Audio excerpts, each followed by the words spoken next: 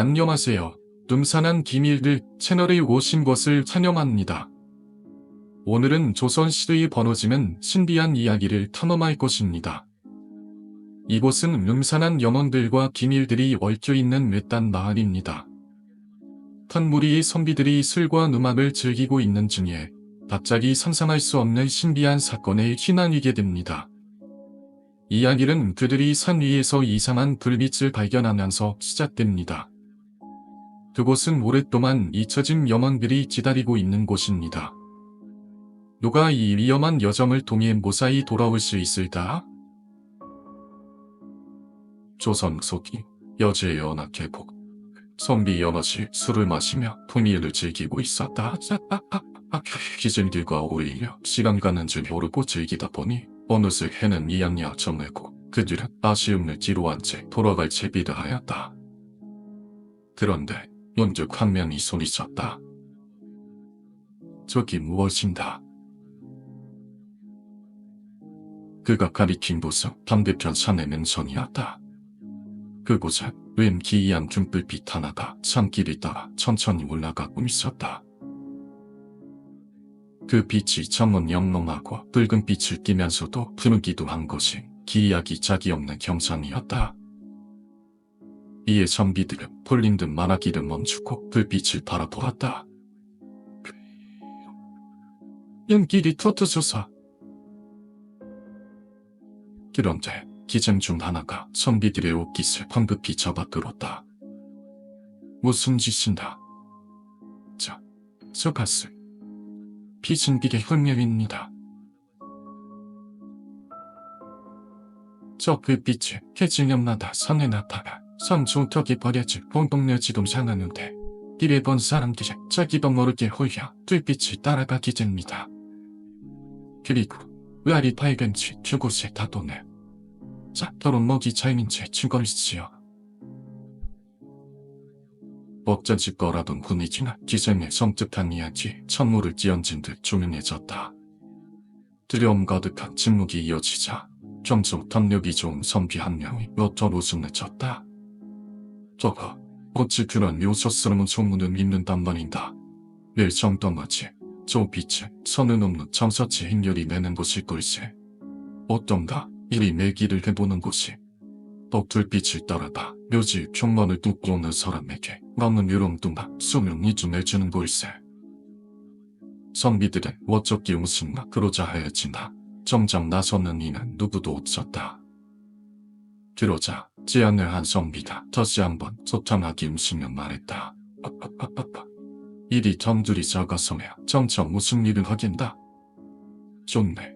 그럼 내가 다녀오랴 해. 퍼지마 잊지 말게. 외경 이설이 다녀온다나 전애들이 외물까지 모두 매우 좋아하네. 기생은 다급히 길을 말렸지나 선비는 들을 생각이 없었다. 그는 나뭇가지를 꺾어 천을 묶고는 그 위에 글씨를 써내려갔다. 길주다 정나무게 빛을 원노라. 귀신은 어디 있는다. 그러고는 총만을 들고 불빛을 따라 숲속으로 걸어 들어갔다.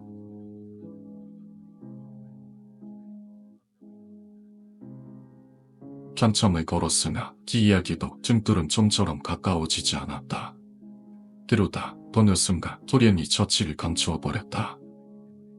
이에 선비는 달빛을 의지하여 불빛이 있던 쪽을 향해 계속해서 걸어갔다. 마침내 묘지에 도착한 선비는 천천히 든 곳을 둘러보았다. 버려진 지 꽤나 오래된 듯 이리저리 흩어진 똥분들 위로 첩초만 무성히 자라있을 뿐 수상쩍은 것은 아무것도 없었다. 그러면 그렇지. 그 예상대로 불빛은 천을 넘는 보부성 hin열이 냈던 것이 분명했다. 그들은 필시 이곳을 거쳐 산을 넘어갔으리라. 선비는 기세 좋게 떨군 웃으며 묘지 한가운데 푯말을 꽂았다. 김주다 정나무게 이곳을 원노라. 귀신은 어디 있는가. 그때 푯말을 꽂은 자리 근처에 웬 널찍한 것이 눈에 들어왔다. 제사상을 올려놓기 위해 닦아놓은 듯한 평평한 돌상이었다. 그리고 그 위에는 웬 책 한 권이 놓여 있었다. 선비는 의아하여 제밀트로 살펴보았다. 책은 버려진 지 오래된데 표지의 글씨조차 잘 보이지 않을 정도로 낡아 있었다. 책을 펼쳐보아도 그 안에 아무런 글씨도 쓰여있지 않았다. 선비는 호탈하여 책을 내려놓았다. 드럼백 듣되 그는 깜짝 놀라 숨이 멎는 듯했다. 펼쳐진 책의 빈장에 저절로 글씨가 써지는 것이었다. 대치도 배불통을 태운 데서 타기 시작하였다. 그때였다. 선비의 등 뒤로 탄무리의 사람들의 발소리가 들려왔다. 길을 돌아보고 아까 보았던 등불이 공동 매지 입구로 들어오고 있었다.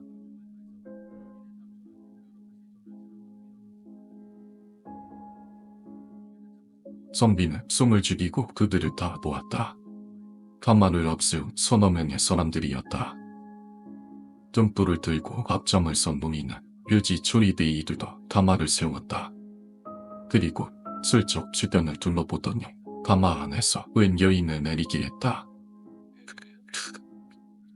풀쩍이는 소리와 함께 모습을 드러낸 여인은 어둠 속에서도 빛을 내는 듯한 절세 미인이었다. 여인은 아무 말 없이 눈물을 훔치며 누린 앞에 무릎을 꿇었다. 고자 누린이 떨리는 목소리로 말했다. 동생에 왜 떨어뜨려마지 말다. 들어다니 그는 기다란 작두를 지켜들어 여인의 목을 치려하였다. 성가! 깜짝 놀란 선비는 황급히 달려다 그의 손을 붙들었다. 노인은 갑작스러운 선비의 등장에 놀란 듯 했지만 여인을 데려던 것을 멈추지 않았다. 선비는 노인과 한참이나 슬라미를 버린 듯한 그의 손에서 잣두를 빼앗아 던졌다. 무슨 일인지는 모르겠소나 어찌 부모가 자식을 죽일 수 있단 말이오. 그러자 노인은 자리에 털썩 주저앉아 흐느끼기 시작했다. 와라과라 별도를 죽이고 싶겠소. 하지만 이 여인은 오늘 반드시 죽어야마다. 죽어야만 하는 사람이 어디 있단 말입니다. 더는 방법을 찾아봅시다. 선비는 계속해서 노인을 설득했으나 노인은 주저앉아 보기만 절레절레 저을 뿐이었다. 엮여서 종을 것이 없으니 선비님은 더듬게 가시오. 너를 지금 말릴 수는 있어도 선비님이 자리를 뜨야 난 반드시 저 아이를 죽일 것이오. 아예 보지 못했다는 몰랐을 일이지만 이미 알게 된 마당에 모른 척을 할 수는 없는 노릇이었다. 선비는 그 느끼는 두 분야를 번갈아 보며 잠시 고민하다 노인에게 말했다. 그거 지돈 것과 다름없이 되는 것이 아닙니다. 지긴 곳이나 던 못다니. 내가 이 여인을 데리고 산속에 숨어 살며 실상에 나오지 않을 테니 이 임전도 뻔히 오늘 죽은 걸로 치십시오. 뜻밖의 제안에 노인은 놀라며 물었다. 선비님이 그리 해주시겠다는 말이오. 선비가 고개를 끄덕이자 노인은 더는 아무 말이 없었다. 그러더니 마치 딸을 데려가려는데 그들에게서 등을 돌렸다. 이에 선비는 급히 여인을 일으켜 세우고 뒤도 돌아보지 않고 묘지를 떠났다.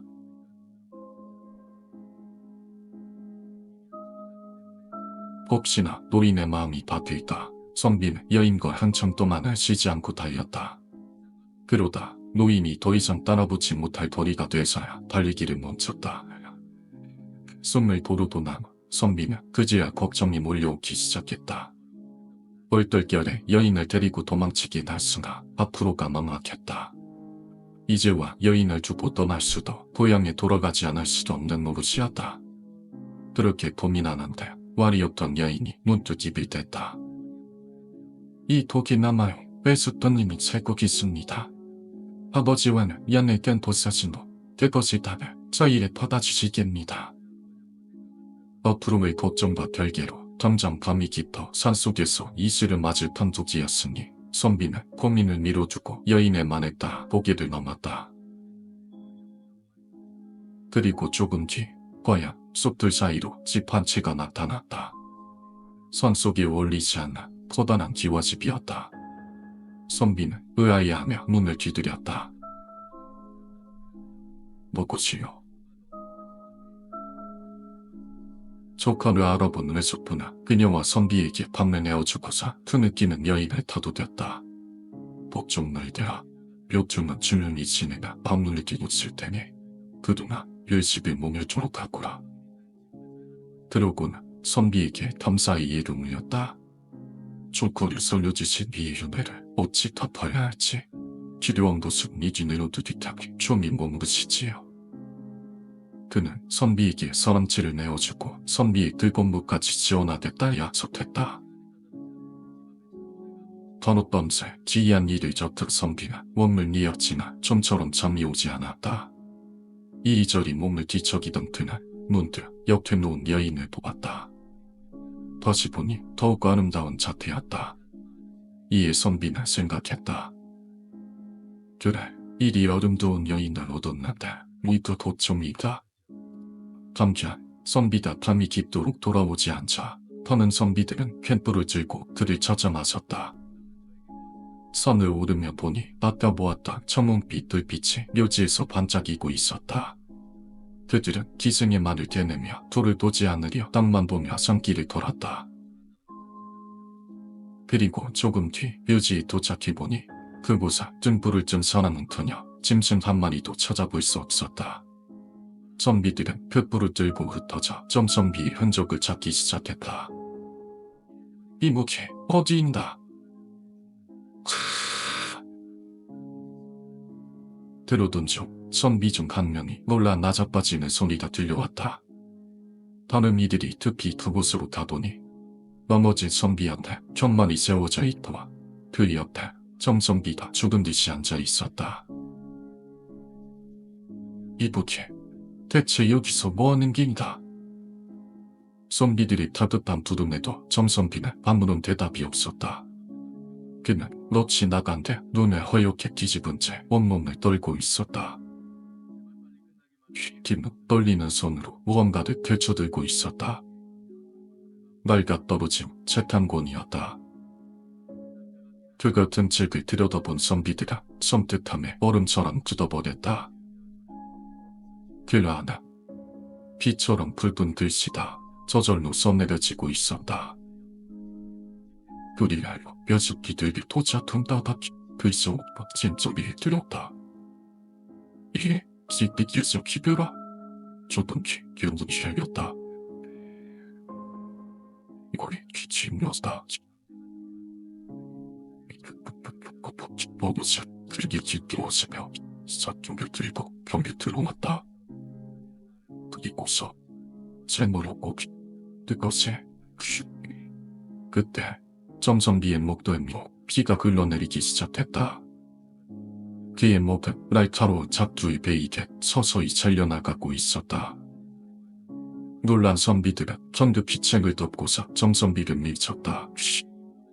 하지만 그는 여전히 눈을 뒤집은 채 정신을 차리지 못했다.